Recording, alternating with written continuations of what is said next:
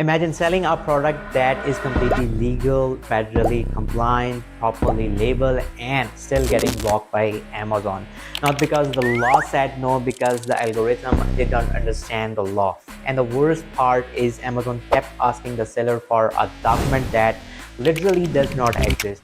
Welcome back to the another real Amazon case breakdown. This is not theory, this is not fake guru story, this is real compliance case that show how Amazon internal system sometimes operate completely different from actual regulation. And if you sell supplement, chemicals, pesticides, wellness products, cleaning products, or anything remotely regulated, you need to understand this case carefully. A seller was listing a lime-based pest control product on Amazon under multiple ACEs. The product used ingredients that were fully allowed under the EPA's Section 25B exemption. Now, what does that mean? Under FIFRA, FIFRA, certain minimum risk pesticide products are exempt from EPA registration requirement. It means the product is legal, but it does not need an EPA registration number. The ingredients were approved, the label were compliant, every match federal law. So the seller assumed the product could be sold nationwide without issues. But then Amazon's compliance system triggered a California restriction. And this is where things become dangerous. Amazon system identified the ASIN as a pesticide-related product, so the algorithm searched for one thing, an EPA registration number. But because the product was exempt, there was no registration number to provide. Instead of understanding the exemption, the system interpreted absence of registration number as non-compliance. This is scary part about Amazon automation. Sometimes the system is not asking, is this product legal? It's asking, does this product fit inside my predefined compliance workflow?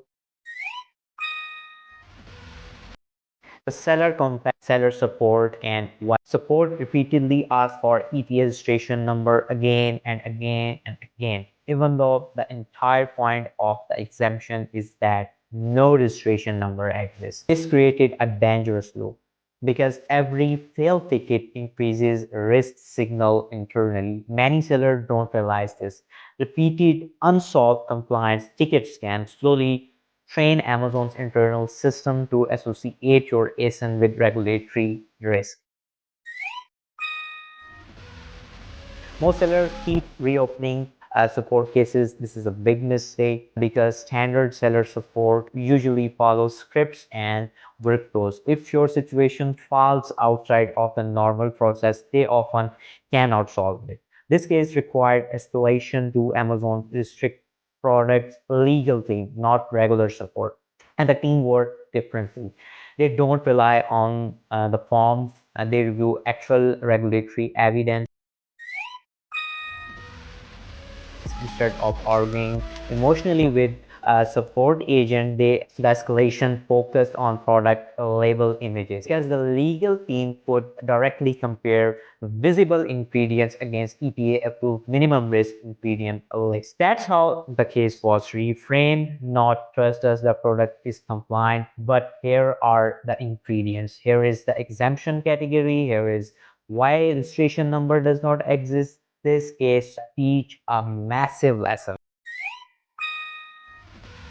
Amazon compliance is not always about legality. Sometimes it's about whether your product fit inside Amazon's automated logic system, and those are two completely different things. A product can be legally compliant and still get law, especially in states like California where additional regulatory layers exist. If you sell regulated products on Amazon, never assume federal compliance automatically protects you from Amazon enforcement.